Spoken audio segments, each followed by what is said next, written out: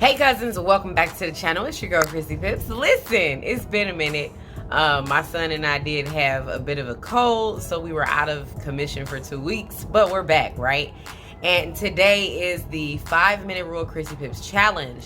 So we're gonna go over a few things. Now, as always, if you're here, you're interested. So let's get into it. Now, y'all been hearing me talk about the 5-minute rule on social media and things like that. Today, we're going to go into the explanation.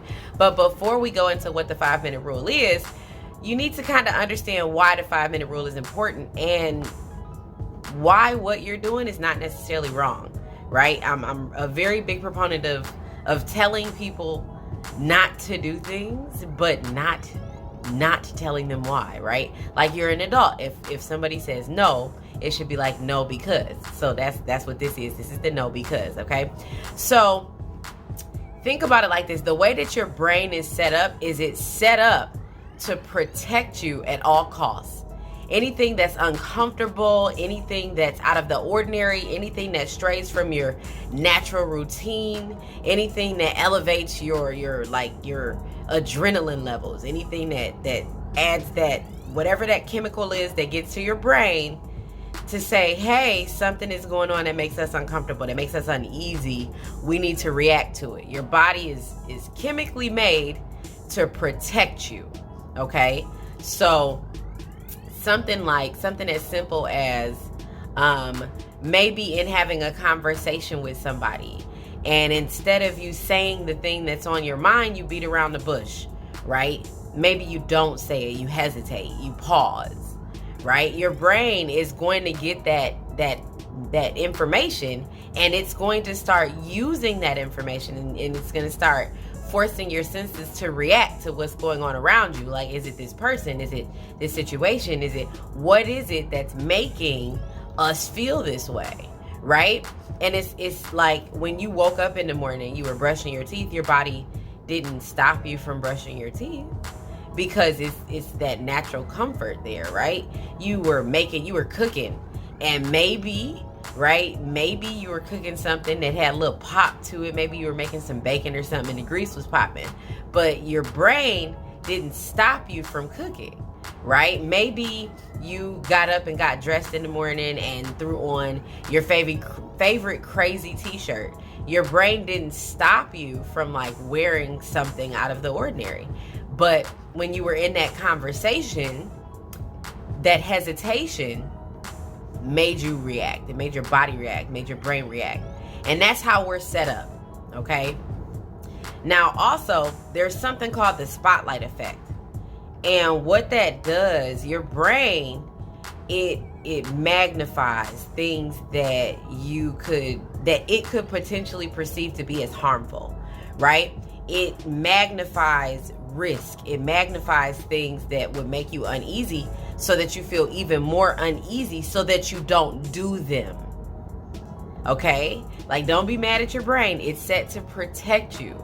So when you're going on your personal development journey, when you're going on your growth journey, when you're going to learn new things and do new things and explore the world, sometimes you get that little bit of inhibition, right? Because your brain has pinpointed something and thought about it like, you know what? That might be scary. Let me make it extremely scary. Maybe we'll stop. And that's also another way to look at what your body does to protect you. Okay? So don't be mad at your brain. Okay, so I guess the question is now, well, what do we do? And that's where the 5-minute rule comes into play. But before we get to there, let's take another step. Let's take it a step further, right? So what you have to realize is when you want to do something new, it's going to be uncomfortable. And you have to be comfortable with it being uncomfortable. You have to be comfortable in knowing that there's going to be discomfort. You have to be okay with doing something that's going to make you feel a little bit different than what you normally do. It's not going to make you feel good in the beginning, right? Because every single thing that you do is one decision. It's just one decision away from having a different career, one decision away from raising your children differently and having different relationships with friends and family, and one decision away from like having a different relationship with your spouse. One decision away from everything that you do is what you choose, right? And what you choose a lot of the time is based off of how you feel, and how you feel a lot of the time is based off how your brain reacts to different situations. So if you feel uneasy, you're going to make the easy decision to get rid of the uneasy feeling. Okay? Keep coming with me. But you see what I'm saying so far, right? And comment below if this makes sense to you, okay? Okay, so let's talk about the thing, right? So what we want to do is we want to create new habits. You wake up and you have a list of things that you really want to do, and you're excited. And it's going to be phenomenal, right? And you do it for a couple days, you do it for a couple weeks, and after that it starts to dwindle off, and you say, you know what? I'm going to just do it tomorrow, right? I'll take care of it tomorrow. It'll be fine, right? And what that is that excitement has now gone away. So we're going to figure out, or we're going to talk about some of the things that I use, some of the tips and techniques that I use to combat that. We want to continue our motivation. We want to continue to better ourselves, right? So let's talk about that part. Now, just for an example, it was a story that I heard when I was doing research on this. It was a story that I heard. It was a guy that woke up every day. He wanted to lose weight. And what he did was he decided that every day he was going to get up for 30 days and he was going to go to the gym. But he only stayed at the gym for 5 minutes. Every day. He did it for 30 days. He got up every morning and he went to the gym. He basically checked in and walked to a machine and stayed for that 5 minutes and then left. And people looked at him like he was crazy. And he kept doing it though. He kept doing it for that 30 days. How many days does it take to create a new habit? It takes 28 days to create a new habit. So in him doing that every day, what he was doing was not starting the process of working out. What he was doing was making it a habit to get up and go to the gym, right? And sometimes you have to start with that small thing. So that's where the 5-minute rule comes into play. He got up and what he essentially was doing was mastering the art of showing up, right? He got up, put on his clothes, got to the gym, worked out 5 minutes and left for 30 days. He mastered the art of being where he was supposed to be because he said he wanted to be there, right? And that's why we're going to talk about the 5-minute rule. It's you're going to do some things that you don't want to do, but you know that if you do them, your life would be better, right? You know, if you get up and you drink a bottle of water first thing in the morning, your body's going to thank you. But maybe you hate drinking water. Like, I actually know people. There are people on my team who do not like drinking water. Okay? You know who I'm talking to. Go drink some water, please, right now. Like, just pause the video, go drink some water, and come back. Okay? But it's like the thing that you know would make your life better, the thing that you know would make your life, like, would increase the quality of your life is very hard to do because mentally you're not there. Mentally you're not excited about it, right? So that's where we do the 5-minute rule. So I want everybody, the challenge this week is for you to find, let's start with 3 things, okay? Initially I had said 5 on Instagram. Let's start with 3 things that you know would increase the quality of your life, okay? Just 3 things that you know would increase the quality of your life. We've talked about the schedule. Y'all seen the schedule video. If you don't remember that, I'll link it right here. But what you're going to do is you're going to pick 3 things that will increase the quality of your life. You're going to pull out your schedule and you're going to add a 5-minute block in. You're going to set an alarm on your phone as well, okay?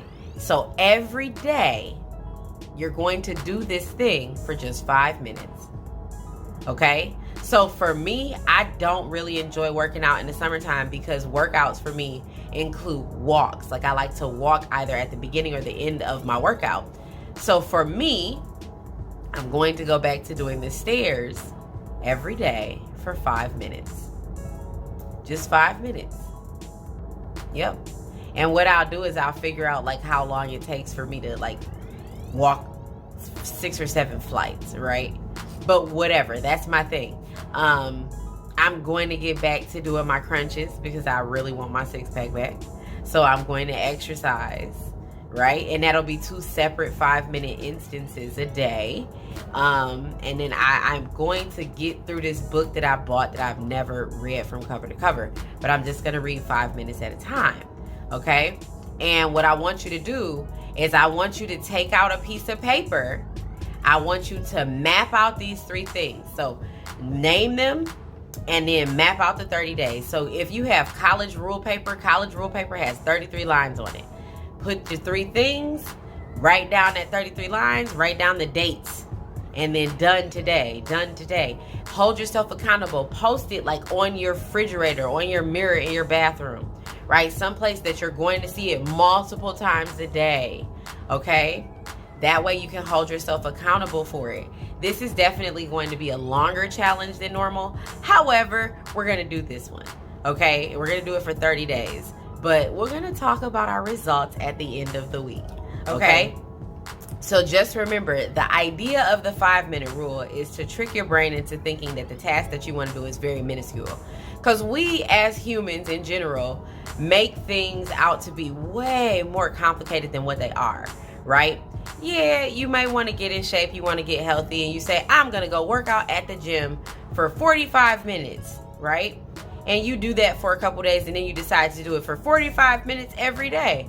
When you put that expectation on yourself, then it starts to get heavy, right? If you want to read, like I said, I want to read an entire book, but that expectation on myself, I've not been able to do it because it just seems like such a daunting task, right? Like I don't have the time to sit here and go from cover to cover in this book.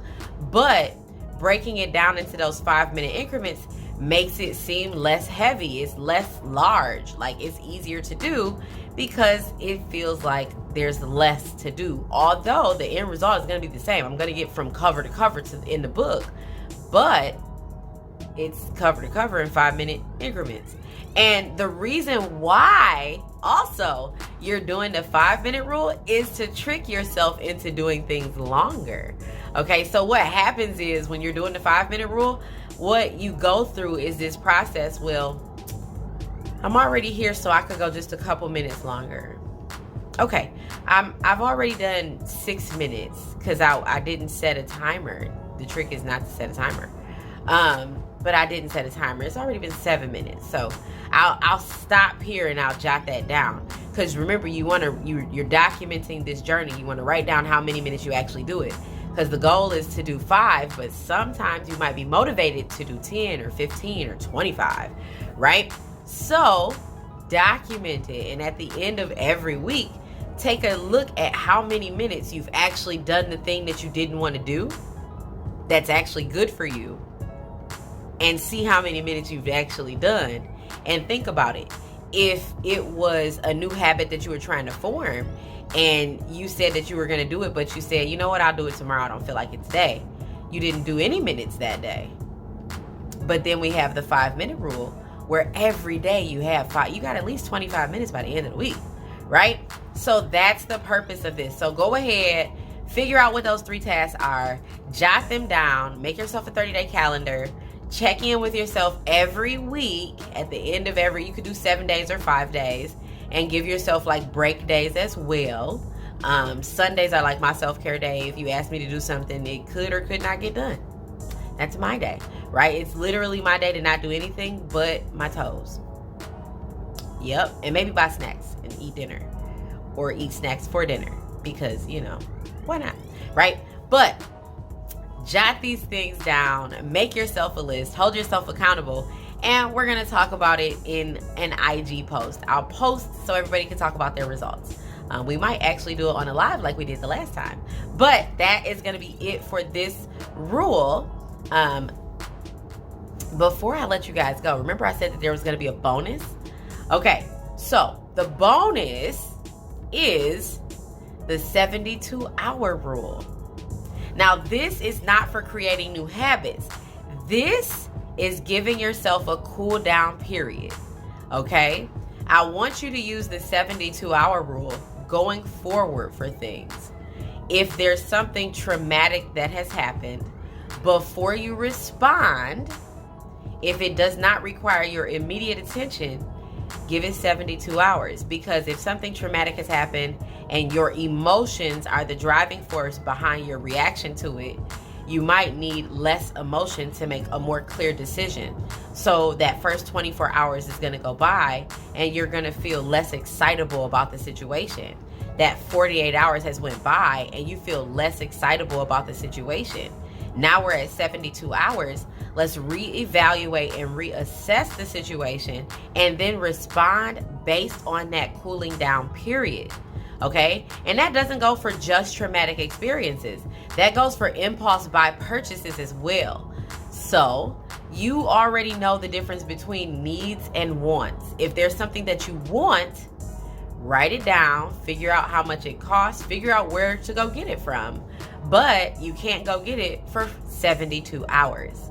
Okay? That first day, maybe you're going to want it a little bit less after 24 hours. Maybe you're going to want it even less after 48. Now, after 72 hours, if that urge to go get it is still there, then go do it. But you've given yourself a 72-hour period to reassess the situation so that you're not making an emotion-based decision.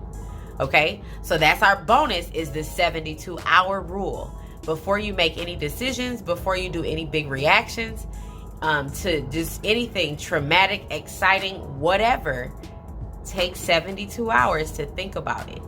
Okay? And like I said, it's for things that don't require your immediate attention. Okay? But that's going to be it for us, you guys. I hope you are having a phenomenal morning, afternoon, or evening, wherever you are in the world. I hope to see you guys in the next video. Comment below if this was helpful. Don't forget to share it if you think somebody else can get some value from the content. Let people see on social media. I'll be making a post to go along with the video so that we can have that conversation, because I like hearing you guys' responses to things. Comment below, because I do read and respond to every comment on my videos too. But that's going to wrap us up for today. See you guys in the next video. Bye.